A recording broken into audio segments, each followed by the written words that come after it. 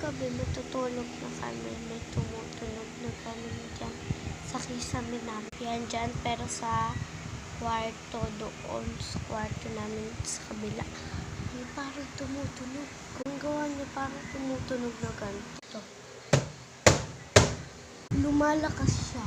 Sabi ni Mami, bayawak daw yun. Na-stuck sa kisame namin. Kaya daw siguro nasira yung doon namin. Yun, yung andoon na may boot. Ayan, kaya daw nasira yan. Dahil daw sa bayaw. Kagabi parang kaano na yung kisame namin. Parang bibitaw na siya. Kaya